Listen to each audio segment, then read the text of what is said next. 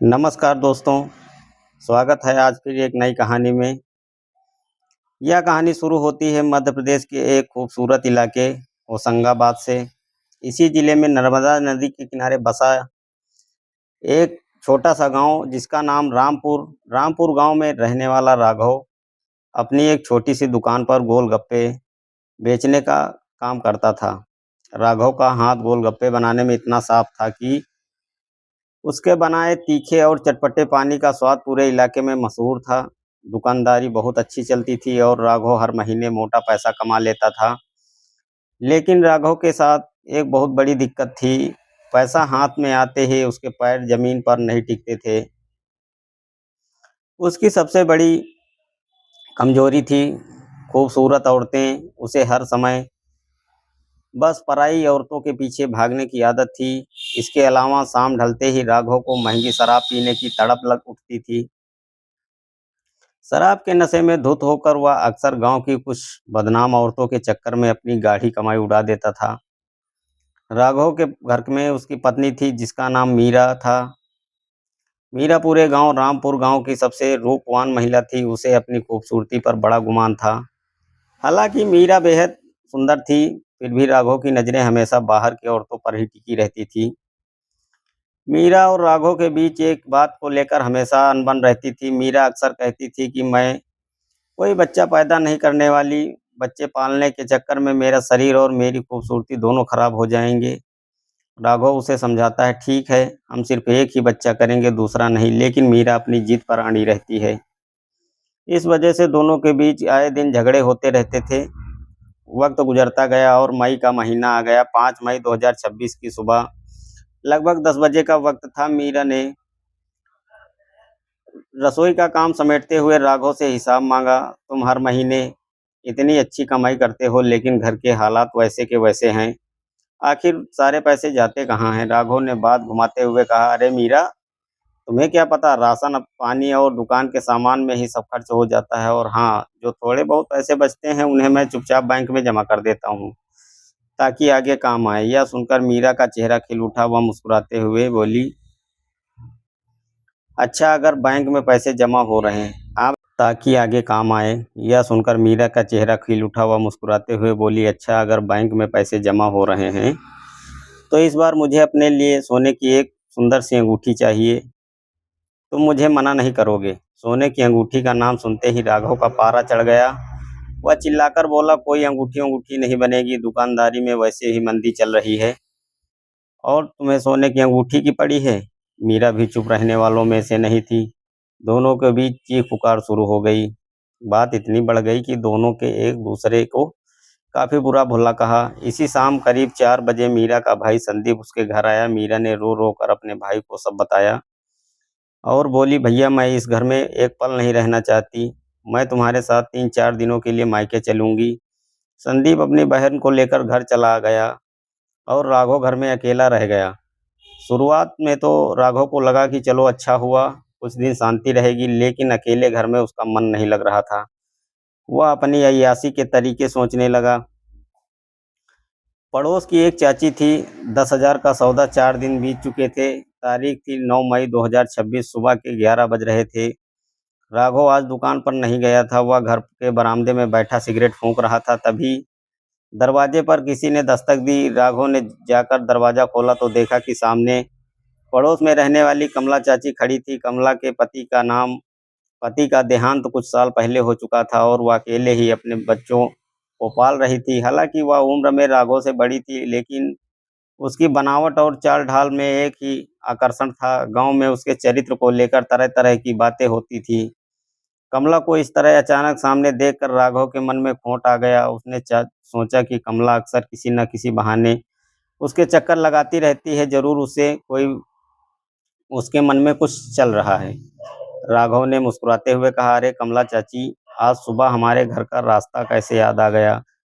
बताइए, मैं आपकी क्या सेवा कर सकता हूँ? कमला ने इधर उधर देखते हुए थोड़े दबे स्वर में कहा, राघव, मुझे बहुत सख्त ज़रूरत है। दरअसल मैंने जौहरी से सोने की एक छोटी सी चेन ली थी जिसके 10,000 बाकी रह गए थे। वो आज पैसे मांगने आने वाला है। अगर तुम मुझे 10,000 उधार दे दो तो बड़ी मेहरबानी होगी। राघव ने जानबूझकर जेब टटोलते हुए कहा, चाची, पैसा तो इस समय हाथ में बिल्कुल नहीं है।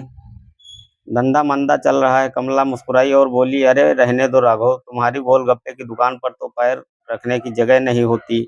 तुम जानबूझकर अपनी इस चाची को मना कर रहे हो। राघव ने मौका ताड़ते हुए पूछा। अच्छा तो ये बताओ चाची, इस समय तुम्हारे घर पर कौन कौन है? कमला बोली, इस समय तो बच्चे स्कूल गए हैं, घर पर कोई नहीं है। पर तुम ये क्यों पूछ रहे हो? राघव कमला के करीब आया और फुसफुसाकर बोला, चाची 10,000 क्या मैं तुम्हें अब उससे भी ज्यादा दे सकता हूँ, लेकिन मेरी एक शर्त है, तुम्हें आज की रात मेरे साथ रंगीन करनी होगी। कमला ने राघव की तरफ देखा। उसे पैसे की सख्त जरूरत थी और वो स्वभाव से भी वैसी ही थी। उसने हंसते हुए कहा, बस इतनी सी बात? ठीक है, आज रात तुम मेरे मेरे घर आ जाना, बच्चे सो जाएंगे, तब हम आराम से वक्त बिताएंगे, तुम्हारी सारी इच्छाएं पूरी कर दूंगी। राघव की खुशी का ठिकाना नहीं रहा। उसने तुरंत कहा, ठीक है चाची, मैं अभी बैंक जाता हूँ और पैसे निकाल कर सीधे तुम्हारे पास आता हूँ। कमला ने कहा, हाँ, पर ध्यान रखना, ठीक 10:30 बजे आना, उससे पहले नहीं। कमला के जाते ही राघव अपनी पासबुक लेकर पास के बैंक की तरफ भागा। उसने खाते से 10,000 निकाले और घर वापस आ गया। शाम के 6:30 बजे उसने कमला को फोन किया, चाची नोटों की गड्डी जेब में है, रात 10:30 बजे पक्का आ रहा हूँ। लेकिन कमला ने फोन पर कहा, तुमसे सब्र नहीं हो रहा है क्या? एक काम करो, तुम अभी थोड़ी देर के लिए मेरे घर पर आ जाओ, कुछ जरूरी काम है। राघव तुरंत कमला के करीब पहुंचा। वहां कमला के दोनों बच्चे आंगन में खेल रहे थे। कमला ने राघव को एक कोने में ले जाकर कुछ पैसे दिए और कहा, सुनो राघव, गांव के चौराहे पर जो सूरज का मेडिकल स्टोर है, वहां जाओ, उसे थोड़े ज्यादा पैसे देकर नींद की कुछ तेज दवाइयां ले आओ। रात को मैं यह दवा बच्चों को खाने में मिला दूंगी, ताकि वो गहरी नींद में सो जाएं और हमारे बीच कोई ना आए। राघव तुरंत मेडिकल स्टोर गया। उसने सूरज को तय दाम से दुगने पैसे दिए और नींद की गोलियां खरीदकर कमला को सौंप दी। कमला ने कहा, अब तुम घर आ जाओ और रात का इंतजार करो। रात के 8:30 बजे कमला ने खाना बनाया और चुपके से उसमें वो गोलियां पीस कर मिला दी। बच्चों को खाना खिलाने के बाद उसने उन्हें कमरे में सोने के लिए भेज दिया। दवा के असर से आधे घंटे में ही बच्चे बेसुध होकर सो गए। कमला ने तुरंत राघव को फोन मिलाया, रास्ता साफ है, आ जाओ। रात के करीब 10:30 बजे राघव 10,000 लेकर कमला के घर के पिछले दरवाजे से अंदर घुसा। उसने पैसे कमला के हाथ में थमाए। कमला ने कमरे में कुंडी लगाई, बत्ती बुझाई और उस रात दोनों ने समाज में और मर्यादाएं की सारी हदें पार कर दी। जब राघव की हवस शांत हुई तो उसने कमला से कहा, चाची अब तो मेरा जब भी मन करेगा मैं तुम्हारे पास आऊंगा। कमला को पैसे मिल चुके थे। उसने भी हंसकर कह दिया, जब मन करे चले आना। अब यह राघव का रोज का नियम बन गया था। वह अपनी पत्नी मीरा को भूलकर कमला के जाल में फंस चुका था। हर दूसरे तीसरे दिन वह बैंक से पैसे निकालता और कमला के घर पहुंच जाता था। इधर कई दिन बीत जाने के बाद राघव को लगा कि अगर मीरा हमेशा के लिए मायके बैठ गई तो समाज में बदनामी होगी। उसने मीरा को फोन किया और धमकी भरे लफ्जों में कहा, अगर तुम 2 दिन के अंदर वापस नहीं आई तो मैं तुम्हें कोर्ट से तलाक का नोटिस भेज दूंगा। मीरा डर गई। वह समाज के तानों से बचने के लिए वापस रामपुर आ गई। लेकिन घर आकर उसने देखा कि राघव का रवैया बिल्कुल बदल चुका था।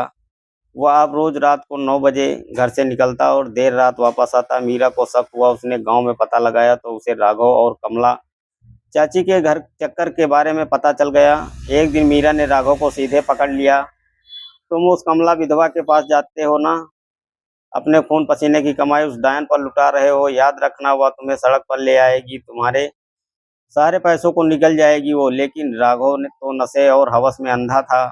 उसने मीरा की बात को एक कान से सुना और दूसरे कान से उड़ा दिया। नतीजा वही हुआ जो मीरा ने कहा था। मात्र 1 महीने के अंदर दोस्तों, कमला ने राघव का पूरा बैंक बैलेंस खाली करवा दिया। अब राघव के पास फूटी कौड़ी भी नहीं थी। दुकान पर भी उसे ध्यान देना बंद कर दिया, जिससे कमाई ठप हो गई। दोस्तों, एक रात करीब 10 बजे राघव शराब के नशे में बुरी तरह धुत होकर कमला के दरवाजे पर पहुंचा। उसने जोर जोर से दरवाजा पीटना शुरू किया। कमला ने दरवाजा खोला तो राघव को लड़खड़ाते हुए देखा। कमला ने उसे अंदर ले जाने के बजाय दरवाजे पर ही रोक दिया और कड़े शब्दों में बोली, देखो राघव, आज के बाद मेरे घर की तरफ कदम भी मत बढ़ाना। तुम्हारे पास अब मुझे देने के लिए फूटी कौड़ी नहीं है। बिना पैसों के यहाँ कोई मनोरंजन नहीं होता है। चलो भागो यहाँ से। तो दोस्तों, उसने मुंह पर दरवाजा बंद कर दिया राघव का दिल टूट गया। जिस औरत के लिए उसे अपना सब कुछ लुटा दिया, उसे लात मारकर निकाल दिया, वह रोता बिलखता और अपने घर लौटा। अब राघव पूरी तरह बर्बाद हो चुका था। दोस्तों, वह लोगों से उधार मांगकर शराब पीता और घर आकर मीरा के साथ मारपीट और गाली गलौज करता था। घर की स्थिति बद से बदतर हो चुकी थी। मीरा का जीना हराम हो चुका था। वह दिन रात सोचती थी कि जिस पति के पास कभी इतना पैसा था, वह दाने दाने को मोहताज कर रहा है। मीरा के दिमाग में अब प्रतिशोध और लालच की एक नई कहानी पकड़ने लगी थी। दोस्तों, उसने ठान लिया था कि वह इस गरीबी से निकलने के लिए किसी भी हद तक जाएगी। तारीख थी 10 जून 2026। सुबह के 10 बजे मीरा अपने सूने घर में बैठी सोच रही थी कि घर में शाम के चूल्हे के लिए भी राशन नहीं है। तभी उसे याद आया कि गांव के मुहाने पर एक बहुत बड़ा अमीर जौहरी रहता है, जिसका नाम आनंद कुमार है। आनंद कुमार सोने चांदी का बड़ा व्यापारी था। कुछ साल पहले उसकी पत्नी का देहांत हो चुका था और उसके बेटे शहर में रहकर बड़ा बिजनेस करते थे। आनंद कुमार उस बड़ी सी हवेली में बिल्कुल अकेला रहता था। मीरा को पता चला कि आनंद कुमार के घर की पुरानी नौकरानी काम छोड़कर चली गई है और उसे किसी भरोसेमंद इंसान की जरूरत है। मीरा ने अपनी खूबसूरती का फायदा उठाने की सोची। वह अच्छे कपड़े पहनकर आनंद कुमार की हवेली पर पहुंची। उसने दरवाजा खटखटाया। दोस्तों, आनंद कुमार ने जैसे ही दरवाजा खोला तो उसने गांव की सबसे खूबसूरत औरत मीरा को देखकर उसकी आंखें फटी की फटी रह गई। आनंद कुमार ने अपनी उत्सुकता छिपाते हुए पूछा, हाँ भाई, तुम कौन हो और यहाँ मेरे घर कैसे आना हुआ? मीरा ने अपनी आवाज़ में थोड़ी लाचारी लाते हुए कहा, बाबूजी, मेरा नाम मीरा है। मुझे पता चला है कि आपके घर कामकाज के लिए किसी की ज़रूरत है। मेरे घर के हालात बहुत ख़राब हैं। अगर आप मुझे काम पर रख लो तो मैं आपकी बड़ी कृपा होगी। तो दोस्तों, आनंद कुमार मीरा की कजरारी आंखों और चेहरे की आकर्षण में खो चुका था। उसने तुरंत मुस्कुराते हुए कहा, अरे हाँ हाँ, क्यों नहीं। तुम कल सुबह से ही काम पर आ जाओ, पैसों की चिंता मत करना। मीरा मन ही मन मुस्कुराई और अपने घर लौट आई। अगले दिन सुबह 8 बजे मीरा हवेली पर पहुंच गई। आनंद कुमार ने उसे झाड़ू पोंछा और रसोई का काम सौंप दिया। मीरा बहुत चालाक थी। उसने कुछ ही दिनों में अपनी मीठी बातों और बेहतरीन काम से आनंद कुमार का दिल जीत लिया। आनंद कुमार जब मीरा पर आंख बंद करके भरोसा करने लगा था और उसकी नज़रें हमेशा मीरा की बदन पर टिकी हुई रहती थी। 26 जून 2026 की शाम करीब 6 बजे मीरा रसोई में रात का खाना बना रही थी। आनंद कुमार दबे पांव रसोई में घुसा और मीरा के पीछे खड़ा हो गया। उसने मीरा के कंधे पर हाथ रखते हुए कहा, मीरा, तुम इतनी खूबसूरत हो कि मेरा मन तुम्हारे बिना नहीं लगता। आज की रात तुम्हें मेरे साथ इसी हवेली में गुजारनी होगी। बोलो, तैयार हो?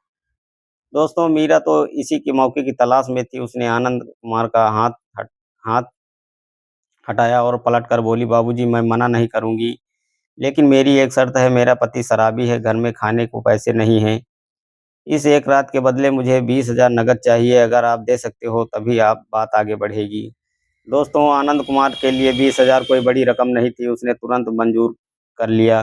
तुम रात को 10 बजे आना, मैं तुम्हारा इंतजार करूंगा।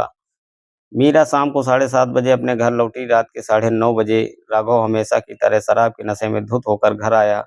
मीरा ने जल्दी उसे खाना परोसा। भारी नशे के कारण राघव खाना खाते ही बिस्तर पर गिरकर सो गया और खर्राटे लेने लगा। मीरा ने देखा कि राघव गहरी नींद में। वह चुपचाप उठी और अंधेरे का फायदा उठाते हुए आनंद कुमार की हवेली पहुंच गई। आनंद कुमार ने दरवाजा खोला और मीरा को सीधे अपने बेडरूम में ले गया। मीरा ने बिस्तर पर बैठते हुए कहा, पहले पैसे फिर बात। आनंद कुमार ने अलमारी से 20,000 निकालकर मीरा के हाथ में रख दिए। नोटों की गड्डी देख मीरा की आंखें चमक उठी। उस रात बंद कमरे में अमीर जौहरी और लालची मीरा के बीच मर्यादाएं की सारी दीवारें ढह गई थी। सुबह होने से पहले मीरा पैसे लेकर अपने घर लौट गई। अब मीरा को पैसे कमाने का यह सबसे आसान तरीका लगने लगा था। हर कुछ दिनों में आनंद कुमार उसे बुलाता, पैसे देता और मीरा उसके साथ रात गुजारती। मीरा ने अब चुपचाप तरीके से सोने की अंगूठी और गहने खरीदने शुरू कर दिए थे। कहानी में एक नया मोड़ तब आया जब 2 जुलाई 2026 की सुबह आनंद कुमार के घर का एक मेहमान आया हुआ कोई और नहीं बल्कि उसके इलाके का राजस्व अधिकारी दिनेश था। दिनेश आनंद कुमार का पुराना दोस्त था। वह भी स्वभाव से बेहद रंगीन मिजाज और अय्याश था। उसकी पत्नी उसे छोड़कर जा चुकी थी, इसलिए वह भी अकेला ही रहता था। जब दिनेश आनंद कुमार के घर बैठकर चाय पी रहा था, तभी मीरा वहां लिविंग रूम में सफाई करने आई। मीरा को देखते ही दिनेश की नीयत डोल गई। उसने चाय का कप रखा और मीरा के जाने के बाद आनंद कुमार से पूछा, भाई आनंद कुमार, कयामत जैसी खूबसूरत तुम्हारे घर में क्या कर रही है? कहाँ से ढूंढ निकाले हो इसे? दोस्तों, आनंद कुमार ने हंसकर कहा, ये पास के गांव की है, मेरे यहाँ काम करती है। मीरा ने कोने में खड़े होकर दिनेश की बातें सुन ली। वह जानती थी कि पटवारी दिनेश के पास जौहरी से भी ज्यादा ऊपर की कमाई का पैसा है। उस समय आनंद और दिनेश जमकर शराब पी। शाम के 5:30 बजे दिनेश नशे में घूमता वो अपने घर के लिए निकला।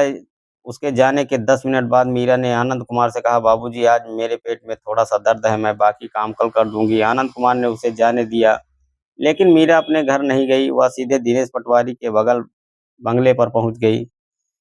दिनेश ने जब दरवाजा खोला और सामने मीरा को देखा तो उसकी खुशी का ठिकाना नहीं रहा। उसने मीरा को अंदर बुलाया और कहा, मीरा, तुम आनंद के घर धूल पोछा क्यों करती हो? वह तुम्हें महीने के कितने पैसे देता है? मीरा ने झूठ बोलते हुए कहा, वो मुझे 15,000 देते हैं। दिनेश ने तुरंत पासा फेंका। तुम कल से मेरे बंगले पर काम शुरू करो, मैं तुम्हें हर महीने 25,000 दूंगा। बोलो, मंजूर है? दोस्तों, मीरा के मन में लालच का नया समंदर हिलोरे लेने लगा था। उसने तुरंत हामी भर दी। वह वापस आनंद कुमार के पास गई और बोली, बाबूजी, कल से मैं आपके यहाँ सिर्फ शाम को आ पाऊंगी, क्योंकि दिनेश ने मुझे सुबह के काम करने के लिए 25,000 का ऑफर दिया है। आनंद कुमार ने कहा, तुम कहीं भी काम करो, लेकिन मेरी रातें सूनी नहीं होनी चाहिए। मीरा ने कहा, चिंता मत कीजिए, मैं हर तीसरी रात आपके पास आ जाया करूंगी। अब मीरा ने दिनेश पटवारी के घर भी अपना जाल फैलाना शुरू कर दिया। दोस्तों, उसका लालच अब इस कदर बढ़ चुका था कि वह एक साथ 2 अमीर मुर्गों को जाल में फंसाए बैठी थी। 12 जुलाई 2026 की सुबह 8 बजे थे। मीरा सज धज कर दिनेश पटवारी के घर जाने के लिए तैयार हो रही थी। तभी राघव, जो 2 दिन से भूखा प्यासा था, कमरे में आया। उसने मीरा के हाथ में सोने की नई चूड़ियां और गले में चेन देखी। राघव ने गुस्से और अचरज से पूछा, मीरा, तुम्हारे पास ये सोने के गहने कहाँ से आ रहे हैं? तुम तो सिर्फ घरों से झाड़ू पोछा करने जाती हो ना? क्या नौकरानियों को कोई सोने के गहने पगार में देता है? और मेरे पास शराब के लिए 500 भी नहीं है। तुम्हें मुझे अभी 500 दो। मीरा ने हिकारत से राघव की तरफ देखा। उसने अपनी अलमारी से 500 का नोट निकाला और राघव के मुंह पर फेंकते हुए बोली, या लो 500, जाओ और जाकर किसी नाली में गिर जाओ। तुम जैसे मर्द सिर्फ औरतों का हाथ उठाने